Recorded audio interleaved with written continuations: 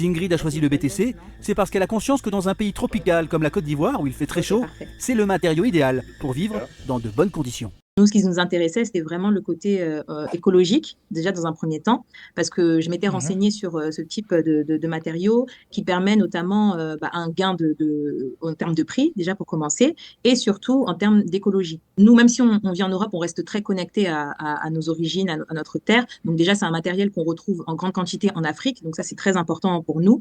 Donc du coup, on a tout de suite voulu partir sur ce type de matériel. Nous avons en fait de plus en plus de demandes en fait pour les constructions BTC, plutôt provenant en fait des personnes de la diaspora. Aujourd'hui, on a tendance à rentrer dans les constructions écologiques avec justement le BTC, car il a vraiment beaucoup d'attributs en fait au niveau écologique. Maisons pour particuliers, bâtiments pour projets hôteliers ou encore logements pour travailleurs. Les bâtiments en BTC, on le vend en poupe, et pas seulement en Afrique. Je vais agir un peu comme si j'étais sur le plateau. Est-ce que finalement vous confirmez aujourd'hui l'engouement qu'il y a autour des bâtiments en terre crue? Est-ce que vous confirmez l'engouement? Parce que tous les deux, vous êtes sur ce secteur.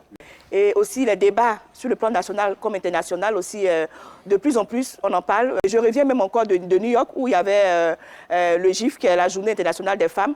Et là-bas aussi ils ont parlé des bâtiments écologiques, des bâtiments en BTCS. Oui. Disons qu'il y a 10 ans de cela, personne ne s'intéressait. Et ceux qui étaient dedans, c'était pratiquement nous qui étions dedans. Mais aujourd'hui, les particuliers s'intéressent. Actuellement, nous sommes en train de construire. Il a vraiment raison. Il y a 10 ans de cela, les gens ne s'intéressaient pas. Même moi, je ne m'intéressais pas, je ne connaissais pas. Enfin, après, moi, j'étais encore beaucoup plus jeune pour le coup. Mais oui, et quand j'ai découvert la Terre, c'était tac. Je travaillais avec beaucoup d'êtres dans le luxe. Et ma première question, c'était, est-ce que c'est pas mieux de faire du luxe avec de l'écologie? Quand j'ai vu que c'était possible, je me suis dit, c'est ça.